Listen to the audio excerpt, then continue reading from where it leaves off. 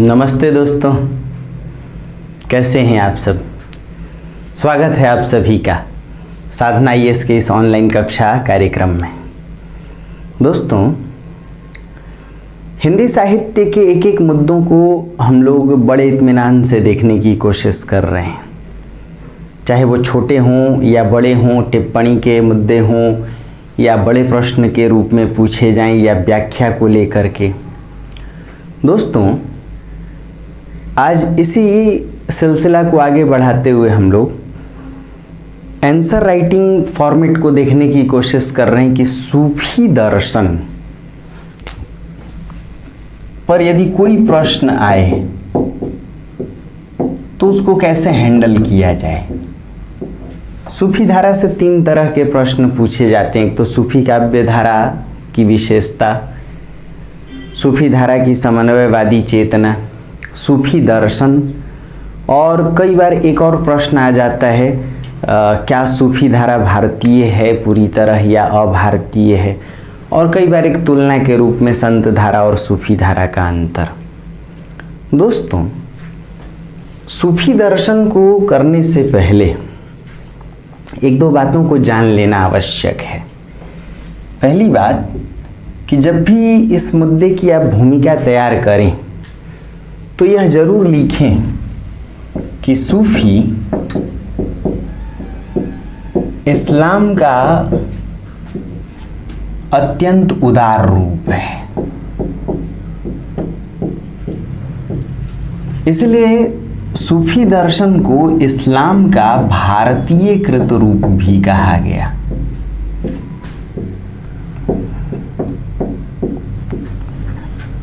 क्यों? क्योंकि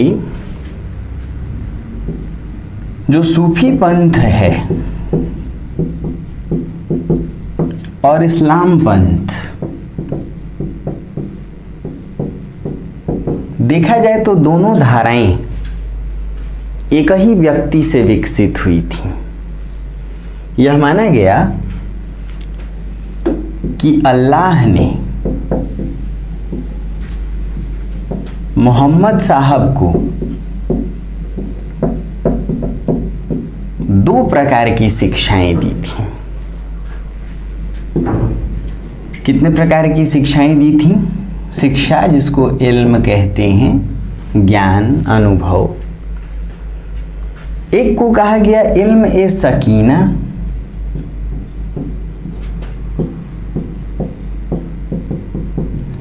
और दूसरे को इल्म ए सीना।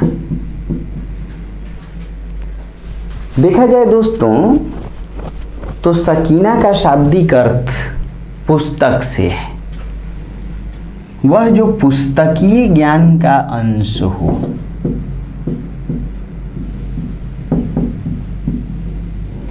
जिसे कुरान और हदीसों में प्रकाशित किया गया, उसी से इस्लाम पंथ का जन्म हुआ। और सीना, सीने में दिल है, आपने सुना होगा। सीना का अर्थ हृदय। तो वह शिक्षा या वह ज्ञान जो हृदय में सुरक्षित रहे, हृदय में सुरक्षित संरक्षित रहे, यानी गुप्त रहे। इसी से सूफी पंथ का जन्म हुआ। जो गुप्त हो, जो आंखों के सामने प्रकट ना हो, उसे ही रहस्यात्मक पंथ कहते हैं। दोस्तों, निर्गुण धारा में, यानी भक्ति काल की जो निर्गुण शाखा है, एक तो उसमें हम लोग संत धारा देखते हैं, कबीर आदि की धारा को, और दूसरी सूफी धारा जायसी, उस्मान, कुतुबन, मंझन, शेख निसार, नूर मोहम्मद, ईश्वरदास। तो दूसरी जो धारा इन सूफियों की रही है, इन दोनों धाराओं को निर्गुण रहस्यात्मक धारा का नाम दिया गया। जो कहीं ना कहीं भीतर ही भीतर ईश्वर को पाने की कोशिश कर रहे थे। जिस प्रकार निर्गुण धारा के संत कबीर मोको कहाँ ढूंढे रे बंदे मैं तो तेरे पास में, ना मैं मंदिर ना मैं मस्जिद ना काबा कैलाश में। जिस प्रकार ये कबीर कहते हैं कस्तूरी कुंडल बसे मृग ढूंढे बन माही, कि जीव तो कुंडलिनी में है और ब्रह्म भी महाकुंडलिनी में, शरीर के भीतर ही जोई जोई पिंडे सोई सोई ब्रह्मांडे। उसी प्रकार जायसी जैसे सूफियों ने भी शरीर में ही ब्रह्म को तलाशने की कोशिश की। कहीं ना कहीं इन पर हठ योग का प्रभाव था और यही वजह है कि जायसी आदि की कविता को आप ढंग से पढ़ेंगे तो उसमें कई बातें हठ योग साधना या शरीर के भीतर व्याप्त ब्रह्म की चर्चा से जुड़े हुए हैं। जैसे कबीर कहते हैं तन चितौर मन राजा कीना, हिया सिंघल बुद्धि पद्मिनी चिन्हा। अब इसका मतलब क्या है भाई? हठ योग साधना में 7 चक्र हैं, मूलाधार चक्र, स्वाधिष्ठान चक्र, मणिपूरक चक्र, अनाहत चक्र, विशुद्धाख्य चक्र, आज्ञा चक्र, संगम चक्र, 7 चक्र। जैसी भी इसी की बात करते हैं। कहते हैं 7 द्वीप 9 खंड 8 दिशा जे आही। अष्टांगिक योग देखा जाए तो हाँ, आसन प्रत्याहार यम नियम, तो 7 द्वीप 9 खंड 8 दिशा जे आही, जो ब्रह्मांड सो पिंड है हेरत अंत न जाही, रहस्यात्मक ब्रह्म जिसे देखा जाना न जाए। जैसे कबीर कहते हैं पार ब्रह्म को तेज का कैसा है अनुमान, कैसा है उन्मान, कहिबे को शोभा नहीं देखिया ही परमान। वैसे ही जायसी भी इस बात को कह देते हैं हेरत अंत न जाए। तो जाहिर सी बात है कि सूफी पंथ भी रहस्यात्मक पंथ है। अल्लाह से ही दोनों धाराएं विकसित हुई, ये मान्यता रही है। मोहम्मद साहब को अल्लाह ने 2 प्रकार की शिक्षाएं दी, 2 प्रकार की वाणियाँ दी, 2 प्रकार के ज्ञान दिए। यानी अल्लाह के ज्ञान का प्रसार मोहम्मद साहब ने किया, उनके पैगामों का प्रसार किया। इसलिए मोहम्मद साहब पैगाम देने वाले पैगंबर क्या कहलाए? जो पैगाम दे, संदेश वाहक अल्लाह के, इसलिए मैसेंजर, इसलिए प्रॉफिट। समझिएगा दोस्तों, कई बातों को लेकर इस्लाम पंथ से सूफी पंथ भिन्न रहा है। सूफी पंथ उदार है, इसमें इस्लाम का भारतीय कृत रूप आप देख सकते हैं। अभी जैसा कि हम लोग देखें कि कहीं ना कहीं अद्वैत का प्रभाव है सूफी पर, कहीं ना कहीं हठ योग साधना, रहस्यात्मक साधना का प्रभाव है। अब यदि देखा जाए तो वो कौन सी बातें थीं जो सूफियों को इस्लाम से अलग करती हैं? दोस्तों, यह माना गया कि सूफी पंथ का जन्म अरब में 8वीं शताब्दी में हुआ, किंतु भारत में इनका प्रादुर्भाव या भारत में इनका आगमन 12वीं शताब्दी में हुआ। 8वीं शताब्दी में ये अरब में उत्पन्न हुए और 12वीं शताब्दी में भारत में इनका प्रादुर्भाव हुआ। जाहिर सी बात है वो 4 संप्रदाय, चिश्तिया संप्रदाय, नक्शबंदिया संप्रदाय, सोहरावर्दिया संप्रदाय और कादिरिया संप्रदाय, उन 4 संप्रदायों के रूप में भारत में सूफियों का आगमन हुआ। आचार्य शुक्ल नाम सुना होगा आपने, आचार्य रामचंद्र शुक्ल और डॉक्टर परशुराम चतुर्वेदी, इन लोगों ने माना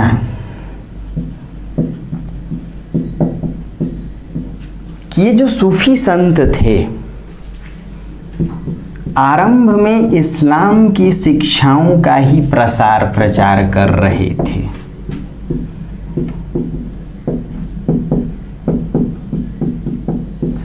जाहिर सी बात है सूफी पंथ इस्लाम से ही आया, किंतु एक तो ये स्वेच्छापूर्ण गरीबी को अपनाने वाले, स्वेच्छापूर्ण दरिद्रता को अपनाने वाले, ईश्वर की कृपा पर भरोसा करने वाले, सादगीपूर्ण जीवन जीने वाले, साफा धारण करने वाले थे। जैसे जैसे अपनी साधना की उच्च मानसिक दशा में ये पहुंचते गए, इनमें उदारता और समन्वय के तत्वों का समावेश बढ़ता गया। यानी बेशक आरंभ में इस्लाम की शिक्षाओं से ही ये जुड़े थे, किंतु धीरे धीरे कहीं ना कहीं इनमें उदार तत्वों का समावेश हो गया। इस्लाम की जो कट्टरता है, यानी उसमें कुछ खास नियमों को मान लेने की जो प्रतिबद्धता है, उससे अपने आप को मुक्त करके ये सबके हो गए। ये मुसलमान होकर भी हिंदू संस्कृति में रच बस गए। हिंदू मुसलमान इनके लिए कोई मायने नहीं रखते थे, ये मानव मानव की बात कर रहे थे। इसलिए जायसी कहते हैं मानुष प्रेम भयं बैकुंठी। जायसी के लिए मुसलमान अलाउद्दीन खिलजी एक आतताई था। सोचिए, जायसी मुसलमान अलाउद्दीन खिलजी जैसे आतताई कि जमकर भर्त्सना करते हैं, लेकिन हिंदू रत्नसेन की प्रशंसा करते हैं। जायसी ने लिखा कि प्रेम तो अपना सब कुछ देकर हासिल किया जा सकता है। रत्नसेन पद्मिनी के लिए भिखारी बन जाता है। तोरे कारण प्रेम पियारी, राज छाड़ी भयों भिखारी। तो जायसी ने कहा कि यह जो प्रेम है वो त्याग से, समर्पण से तो मिल सकता है, किंतु अहंकार से नहीं मिल सकता। शक्ति के दर्प में, सत्ता के दंभ में चूर है अलाउद्दीन खिलजी, किंतु उसे पद्मिनी का प्रेम नहीं मिलता है, उसे मिलती है मुट्ठी भर राख। तो समझने लायक है कि ये सूफी भारत में 12वीं शताब्दी में आए और उदार तत्वों से जुड़ते गए। इसीलिए यह माना गया कि सूफी शब्द की व्याख्या जरूरी है। और तब कुछ लोगों ने कहा सूफी शब्द सूफा, साफा, सूफ और सोफिया से बना हुआ है। सूफा कहते हैं दोस्तों चबूतरा को, साफा कहते हैं पगड़ी को, हाँ, सूफ कहते हैं ऊनी वस्त्र को, मोटा झोटा, और सूफिया कहते हैं दर्शन को। जाहिर सी बात है कि अरब के क्षेत्र में भीषण गर्मी, तो कहते हैं कि गर्मी से बचने के लिए सफ़ेद मोटा कपड़ा पहन लीजिए। तो भाई देखिएगा कि एक तो वाष्पीकरण ना हो, डिहाइड्रेशन ना हो, और ऊपर से ऊष्मा को पूरी तरह शोषित नहीं करता सफ़ेद कपड़ा। तो गर्मी से अपने आप को बचाने के लिए साफा, मोटा झोटा पगड़ी या ऊपर से नीचे तक चोंगा पहनने वाले ये ऊनी वस्त्र पहनते थे। वही मोटा वस्त्र, गर्मी के दिन में आप ऊनी वस्त्र पहन के देखिए, पसीना निकलेगा किंतु उसका वाष्पीकरण नहीं होगा, तो ठंड लगने लगेगी आपको। इसीलिए ये बहुत साइंटिफिक चीज़ है। सोफिया दर्शन, ये ज्ञान दर्शन की बात करते थे।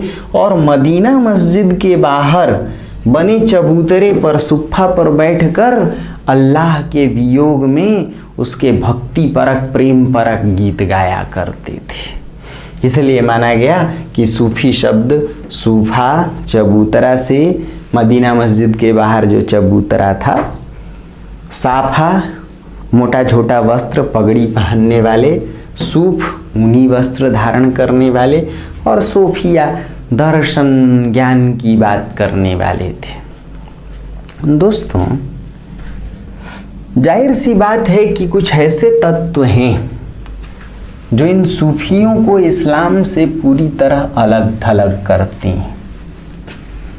और वो कौन से तत्व हैं? इस्लाम यह मानता है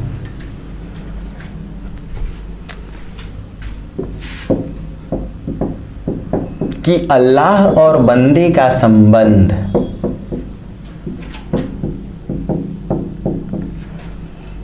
स्वामी और दास का संबंध है, मालिक और नौकर का।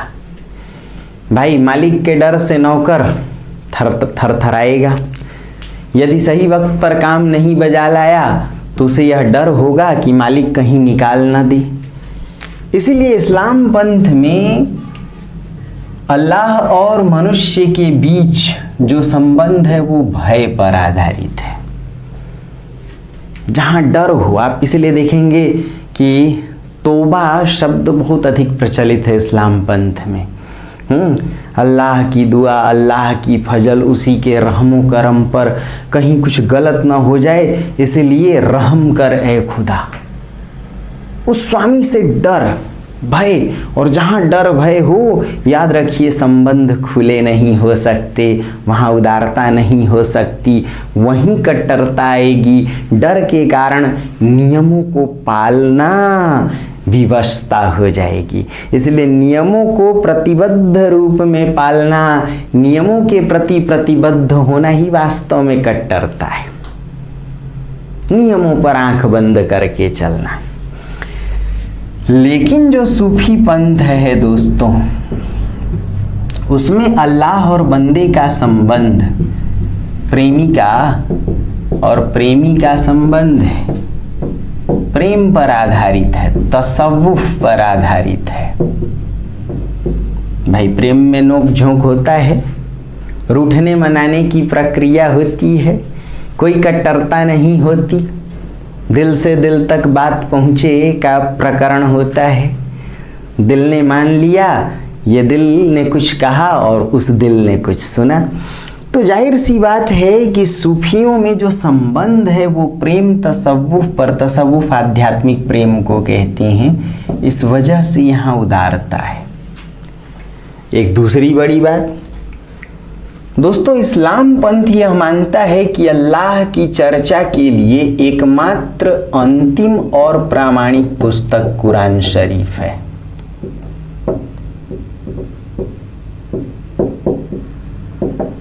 एकमात्र। जाहिर सी बात है कि उस पुस्तक में जो बात लिख दी गई है उसी पर चलना होगा। तो जब उसी पर चलना होगा तो नियमों की प्रतिबद्धता आएगी। यही प्रतिबद्धता वास्तव में कट्टरता, कट्टरता का अर्थ समझिएगा, नियमों को मानकर उन नियमों से टस मस नहीं होना। किंतु सूफियों ने यह दावा किया कि अल्लाह की चर्चा के लिए भला कोई एक पुस्तक कैसे काफ़ी हो सकती है। जैसे कबीर कहते हैं, सात समद की मसी करो, लेखनी सब बन राई, दीवा राती सब कागद करो, हरिगुण लिखा न जाई। जैसे तुलसी कहते हैं, हरि अनंत हरि कथा अनंता।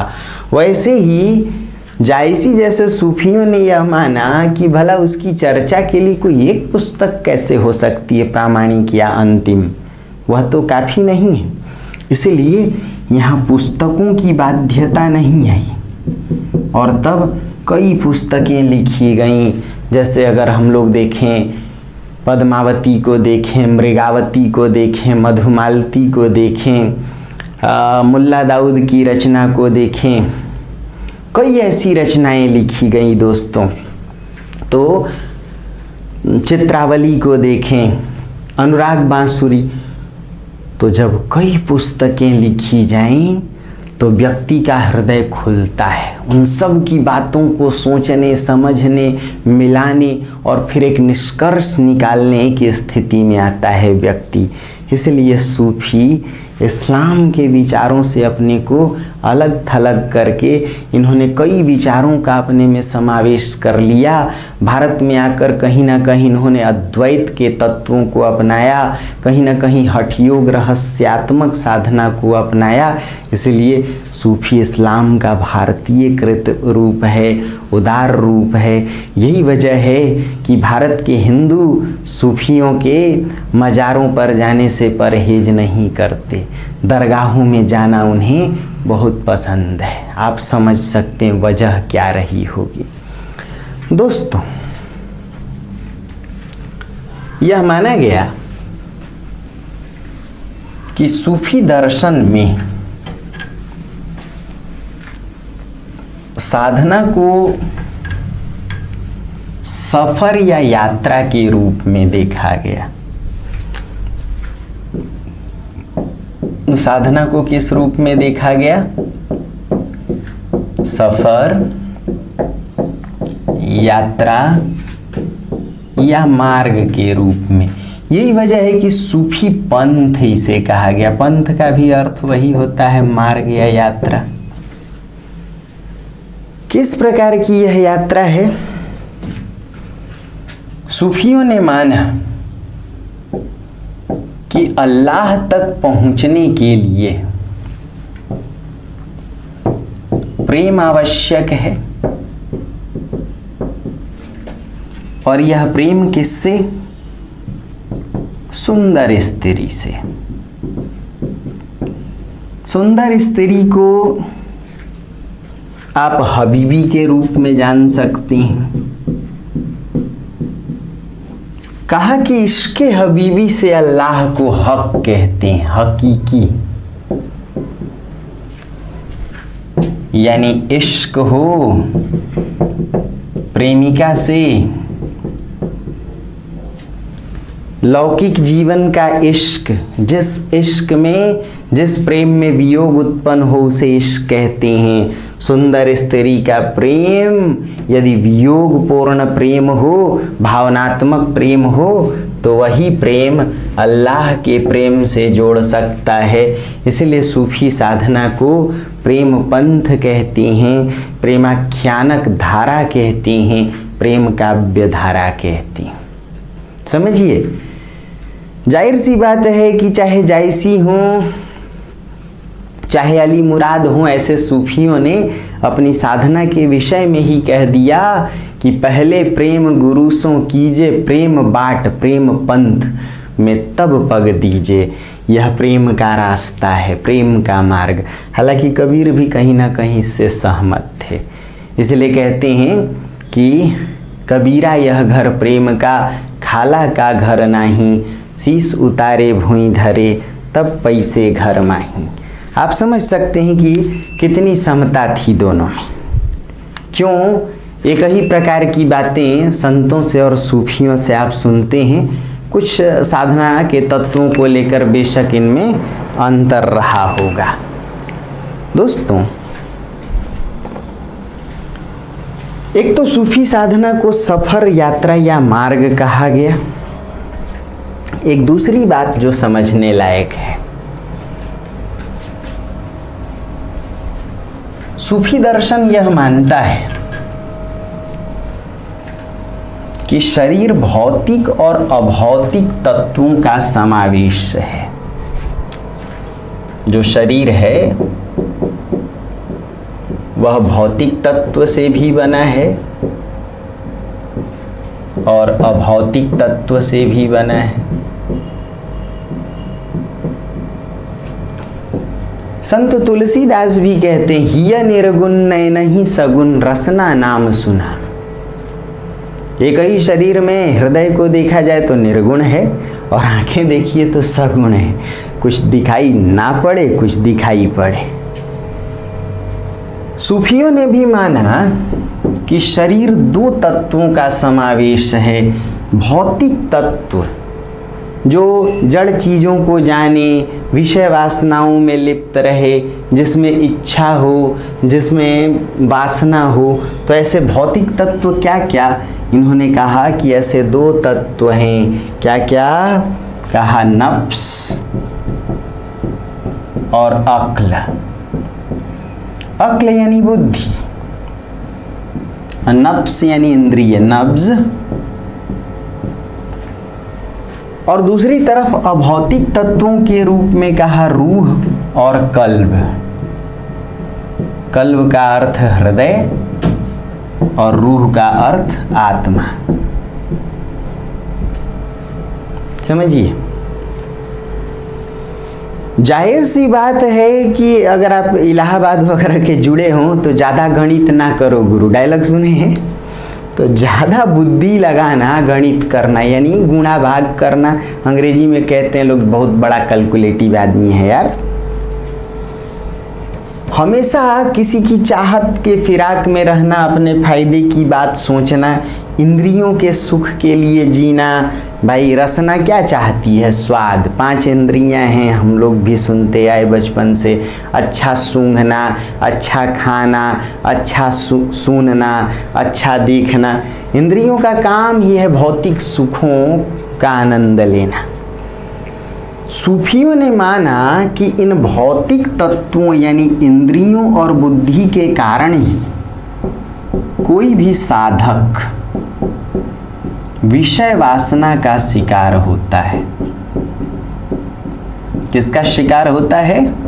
जाहिर सी बात है, इच्छा, आशा, माया, मोह व्यक्ति इन्हीं तत्वों के कारण पालता है और इन्हीं तत्वों का दुष्प्रभाव अभौतिक तत्वों पर भी पड़ता है और इसी के कारण साधक ब्रह्म से, अल्लाह से दूर रहता है। भाई जाहिर सी बात है कि जब आप माया मोह में फंसेंगे तो ईश्वर से दूर होंगे। कबीर भी इसी बात को कहते हैं, डूबा था पै उबरा। कबीर कहते हैं कि कबीर लागा जाइया लोक वेद के साथ, आगे थे सतगुरु मिलया दीपक दिया हाथ, या गुरु गोविंद दो खड़े काके लागू पाए। जब तक हम विषय वासनाओं में डूबे रहेंगे, कुंडलिनी का मुख अधोगामी होगा, तब तक ब्रह्म से दूर रहेंगे। तो ये भौतिक तत्व किसी भी साधक को विषय वासना, माया, मोह में फंसाते हैं। इन्हीं तत्वों का दुष्प्रभाव अभौतिक तत्वों पर भी पड़ता है। देखा जाए तो ये अभौतिक तत्व सांसारिक प्रपंचों से दूर रहते हैं। किसी की आत्मा कभी भी गवाही नहीं देती कि बुरा काम करो। हृदय से कोई भी बुरा नहीं होता, वो तो सिर्फ इन 2 तत्वों के कारण बुरा बनता है। दोस्तों, जाहिर सी बात है कि यदि साधक विषय वासना में है जीव तो अल्लाह से, ब्रह्म से दूर।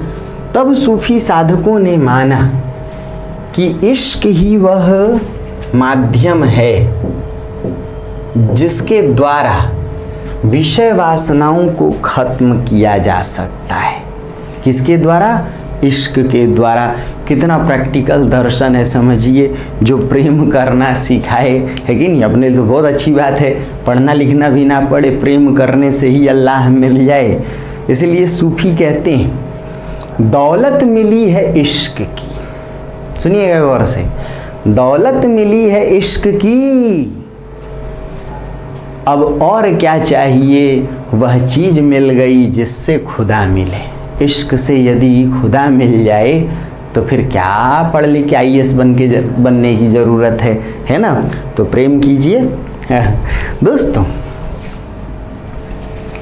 ये साधना मानती है या इस साधना का दर्शन यह मानता है कि इश्क के माध्यम से ही विषय वासनाओं को खत्म किया जा सकता है। तो क्यों इसकी आवश्यकता है? सूफी दर्शन यह मानता है कि अल्लाह सर्वशक्तिमान है।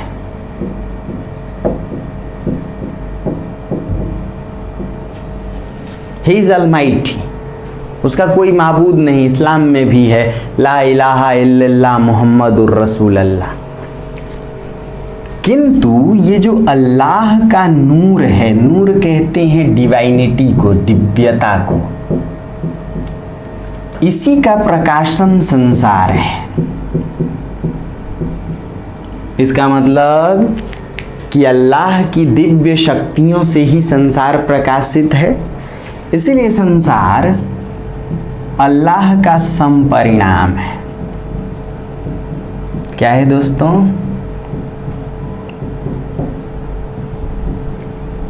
अल्लाह का क्या है? समपरिणाम, अर्थात अल्लाह है तो संसार भी है।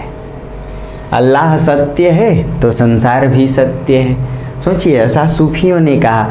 कबीर जैसे संतों ने संसार को सत्य नहीं माना, मिथ्या। इसलिए कहते हैं यह संसार कागद की पुड़िया, बूंद पड़े घुल जाना है ना।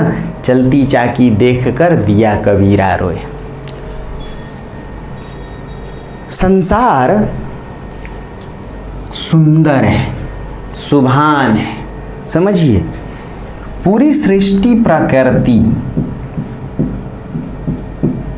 अल्लाह का ही प्रकाशन है, यानी कायनात।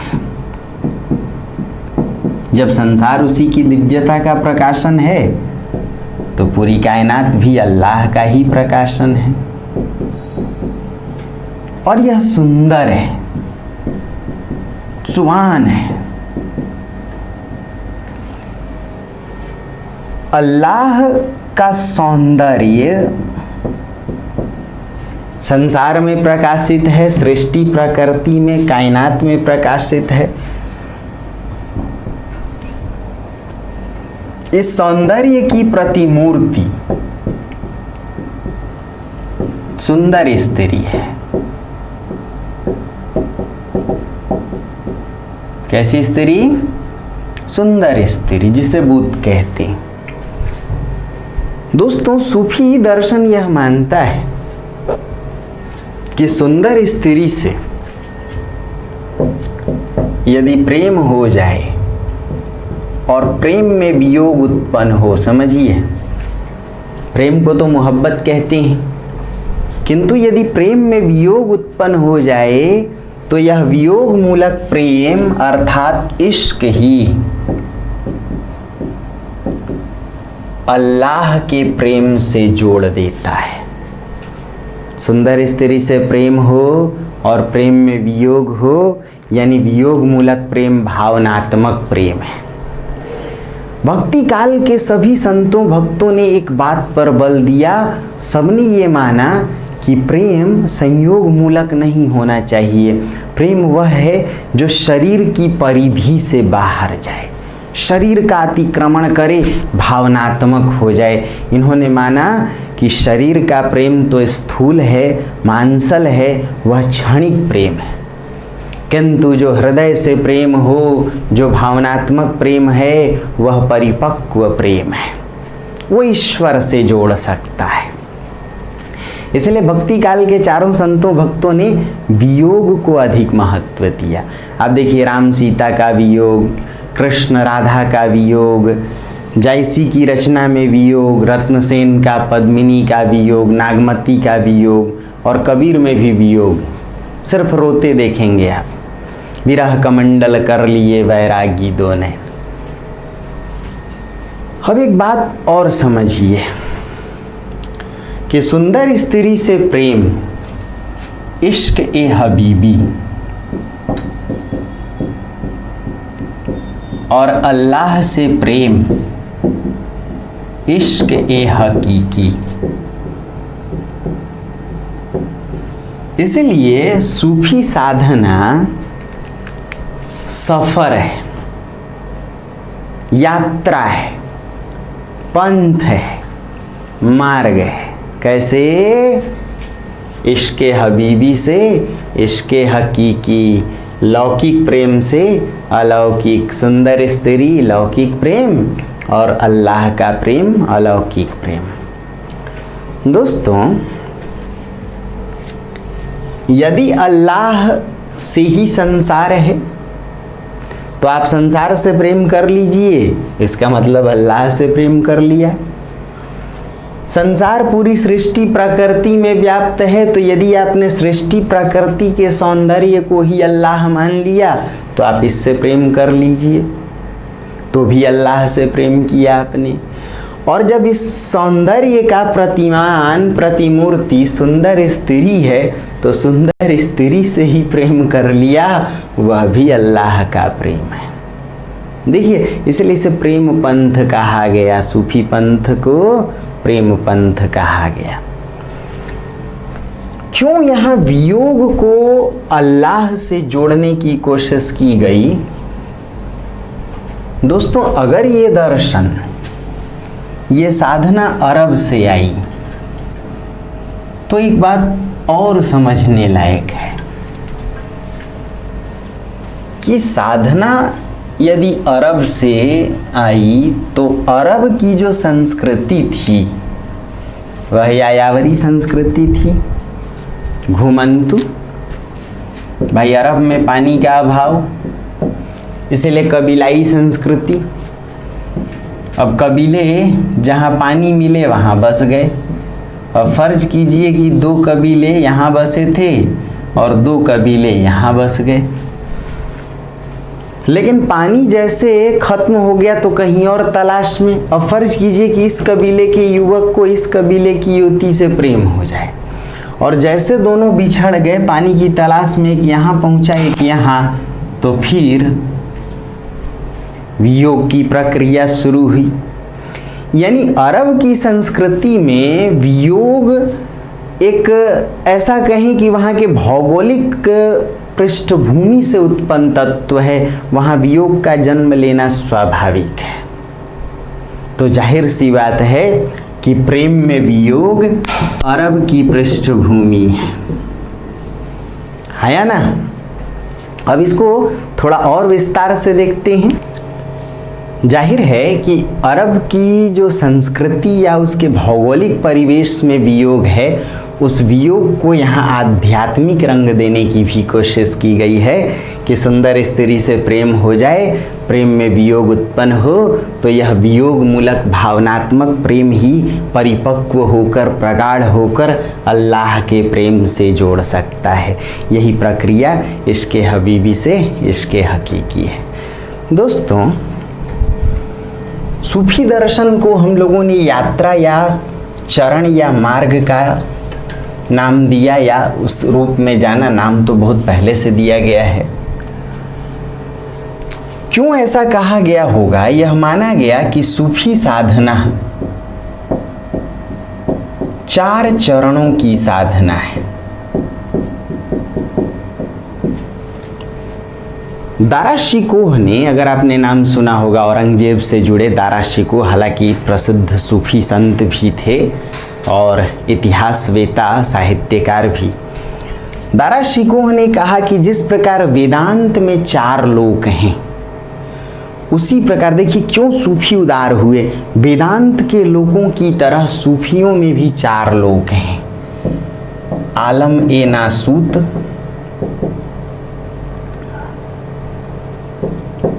आलम ए नासूत, आलम ए जबरूत,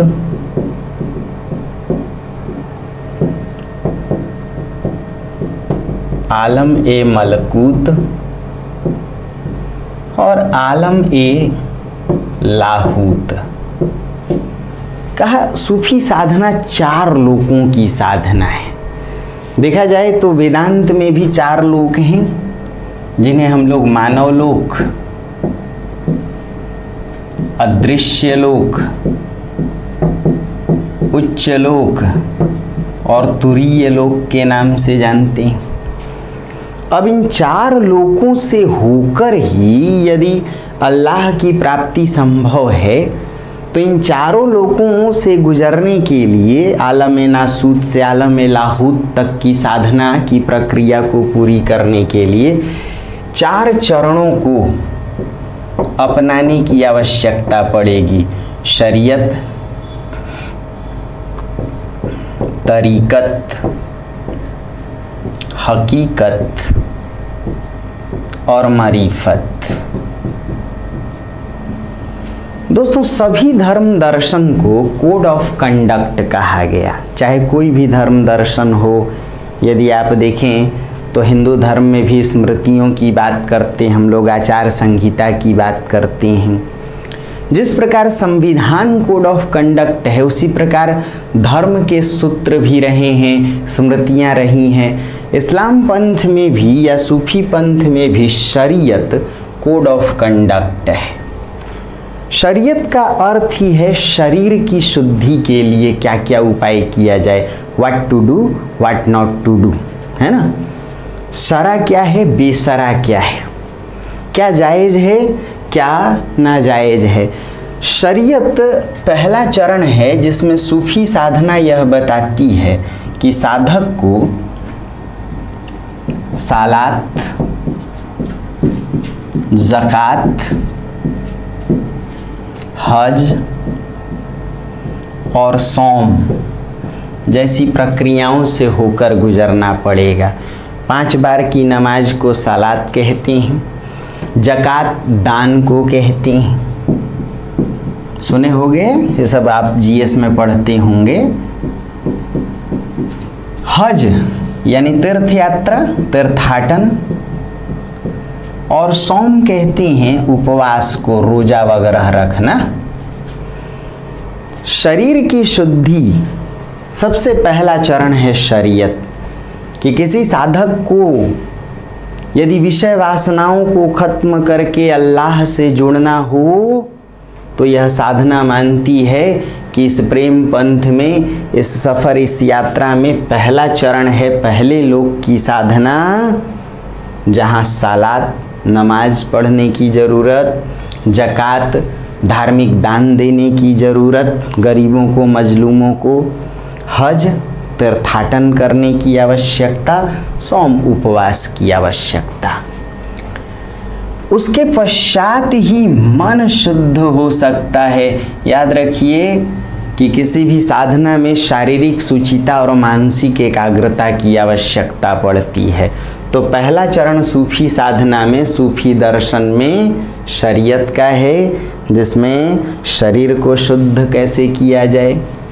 दूसरा चरण तरीकत का है, तरीका से बना हुआ है, मन कैसे शुद्ध किया जाए। दोस्तों, तरीकत के विषय में यह कहा जाता है कि इसमें जिन तत्वों को पालने की आवश्यकता, तौबा कहते हैं प्रायश्चित करने को, अपने गुनाहों की माफ़ी मांगना, तौबा।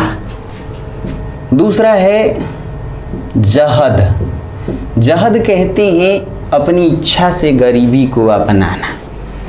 दोस्तों, तीसरा है तसव्वुफ कहते हैं ईश्वर से प्रेम करना, आध्यात्मिक प्रेम करना। दोस्तों, चौथा तत्व है शुक्रिया से, यानी उसके प्रति कृतज्ञ होना, ईश्वर के उपकारों के बदले उसके प्रति ऑब्लाइज होना। फिर है दोस्तों सब्र, उस पर भरोसा रखना, एतबार रखना। और तब है रजा, इच्छा शक्ति। किसी भी साधना में इच्छा की आवश्यकता। खुद ही को कर बुलंद इतना कि हर तदबीर से पहले खुदा बंदे से खुद पूछे, बता तेरी रजा क्या, इच्छा शक्ति। और अंत में रियाज, हमेशा अभ्यास करना। हिंदू धर्म में यही रियाज नाम जप या सुमिरन है ना, यही साधना है। तो तरीकत में तौबा, प्रायश्चित कर लेना, अपने गुनाहों के लिए माफ़ी मांगना, अपनी इच्छा से, स्वेच्छा से दरिद्रता का जीवन जीना, यानी सादगी पूर्ण जीवन जीना। तसव्वुफ, ईश्वर से प्रेम करना। शुक्रिया, उसके प्रति कृतज्ञता जाहिर करना, ऑब्लाइज होना। सब्र, उस पर भरोसा रखना। रजा, इच्छा शक्ति, उसे पाने की इच्छा शक्ति, खुदा बंदगी की इच्छा शक्ति का होना। रियाज, अभ्यास का होना। तो सूफी साधना या सूफी दर्शन का पहला चरण शरीयत, शरीर की शुद्धि के लिए। दूसरा चरण तरीकत, मन की शुद्धि के लिए। तीसरा चरण हकीकत। देखिए, हक से शब्द बना है। जैसे हिंदू धर्म में ब्रह्म 3 शक्तियों का समाहार है, सत चित आनंद।